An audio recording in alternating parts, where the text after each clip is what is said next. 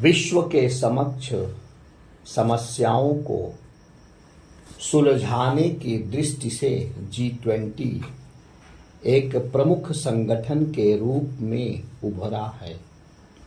इसमें दुनिया के सभी महाद्वीपों के देशों का समावेश है, जो वैश्विक आबादी के 2/3 और 80% से अधिक GDP का प्रतिनिधित्व करते हैं।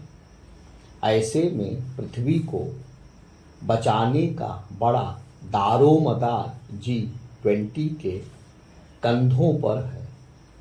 चिंतित करती हुई वैश्विक स्थितियों को देखते हुए हम अब तत्काल कदम उठाने होंगे। जलवायु परिवर्तन का खतरा हमारे मुंह बाए खड़ा है। सभी देश दैनिक स्तर पर इसके खतरनाक परिणाम भी भुगत रहे हैं। दक्षिण एशिया में गर्म हवाओं के थपेड़े जैसे मौसमी पहलू भी इसमें शामिल हैं। महासागर प्रदूषण की मार से कराह रहे हैं। जैव विविधता संकट में है। अंतर्राष्ट्रीय तनाव चरम पर है। विशेषकर हिंद प्रशांत क्षेत्र में टकराव तेज है, जिससे भारत भी बखूबी परिचित है। वैश्विक अर्थव्यवस्था अभी भी महामारी से उत्पन्न गतिरोध से उबर रही है। इन सब से बढ़कर यूक्रेन पर रूसी हमले ने चुनौतियों को और बढ़ा दिया है। इसने वैश्विक आर्थिक रिकवरी को खतरे में डाल दिया है। इससे खाद्य, ऊर्जा और उर्वरक आदि की कीमतें बहुत ज़्यादा बढ़ गई हैं।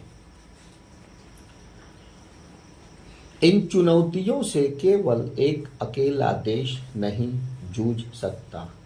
इन चुनौतियों का अंतर्राष्ट्रीय स्वरूप वैश्विक समाधानों की ही मांग करता है। ऐसे में बेहतर यही होगा कि विश्व उत्तर बनाम दक्षिण या पूरब बनाम पश्चिम के विभाजनों में ना फंसकर एकजुट होकर काम करे। हमें अवरोध के बजाय सेतु बनाने होंगे। इसके लिए वसुधैव कुटुंबकम का भारतीय दर्शन बहुत उपयोगी होगा।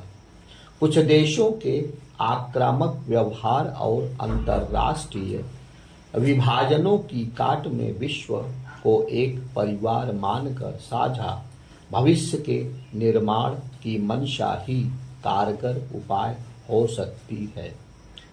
राष्ट्रपति मैक्रों ने भी इसी प्रकार की अवधारणा को प्रोत्साहन दिया है।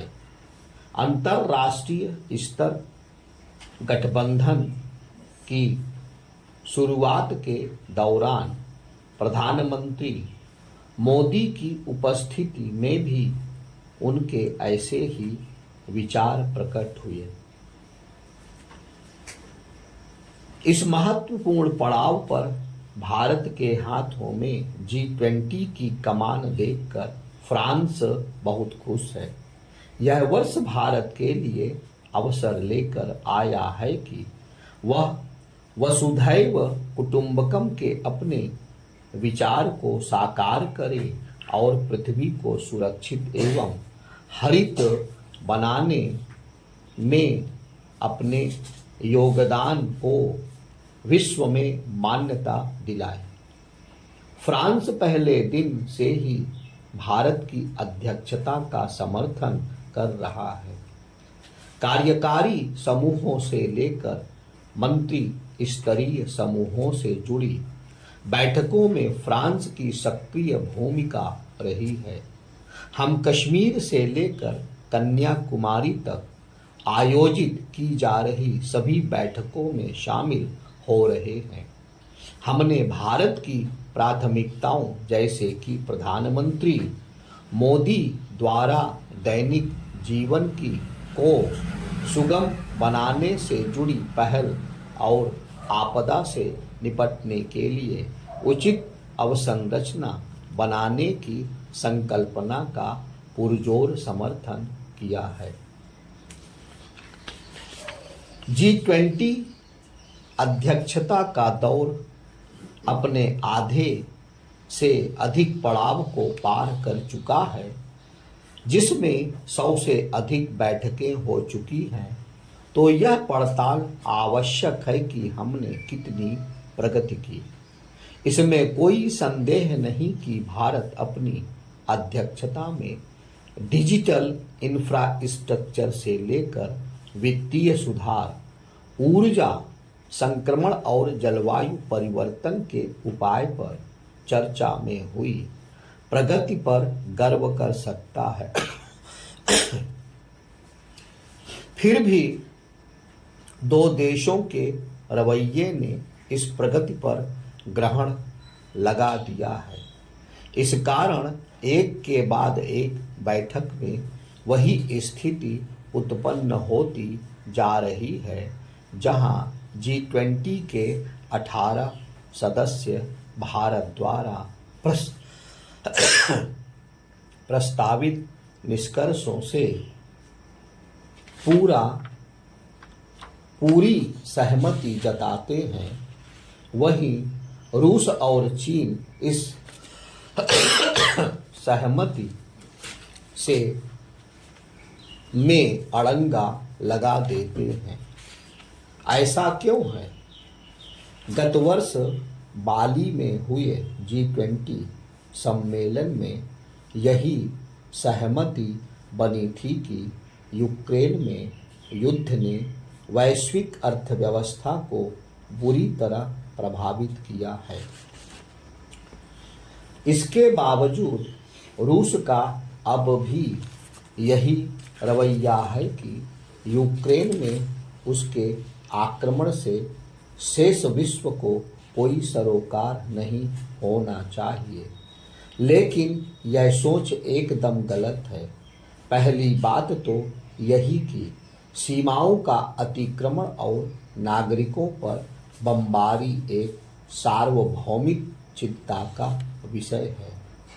दूसरा यह कि इस युद्ध की गरीब देशों को बड़ी भारी आर्थिक कीमत चुकानी पड़ रही है। इसके चलते गैस, खाद्य उत्पाद और उर्वरक जैसी वस्तुओं के दाम आसमान पर पहुंच गए हैं। इसलिए रूस को ऐसे किसी मुगालते में नहीं रहना चाहिए कि G20 को उसके नाकाम साम्राज्यवादी मंसूबों के विध्वंसक आर्थिक परिणामों पर प्रतिक्रिया नहीं करनी चाहिए। ऐसी स्थिति में G20 को चाहिए कि वह रूस के पथभ्रष्ट युद्ध से उपजी खाद्य एवं ऊर्जा असुरक्षा का कोई समाधान तलाशे। रूस चाहे तो इस युद्ध को कभी भी समाप्त कर सकता है। आखिर रूस के सैन्य दुस्साहस की कीमत भारत को G20 अध्यक्षता भला क्यों चुकाए? रूस और चीन G20 के 18 देशों की इच्छा के विरुद्ध भारत की अध्यक्षता में क्यों ऐसे अड़ंगे लगाने पर तुले हैं? इस साल सितंबर में प्रधानमंत्री नरेंद्र मोदी की अध्यक्षता में G20 के नेता जब दिल्ली में सम्मेलन के लिए जुटेंगे तो यह मुद्दा चर्चा के केंद्र में होगा। इस शिखर सम्मेलन में विश्व में दो अवधारणाएं दांव पर होंगी।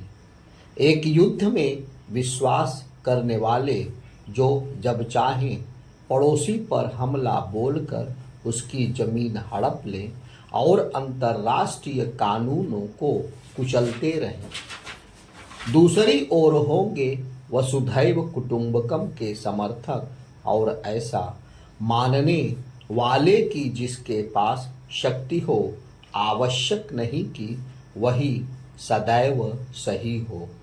फ्रांस भारत के साथ मजबूती से खड़ा है और उसके विचारों के साथ है। हम भारत की आवाज के साथ अपनी आवाज मिलाएंगे, जैसा कि प्रधानमंत्री मोदी ने राष्ट्रपति मैक्रों के साथ एक हालिया बातचीत में कहा भी था कि वैश्विक बेहतरी के लिए हमें एक साझा ताकत के रूप में काम करना होगा।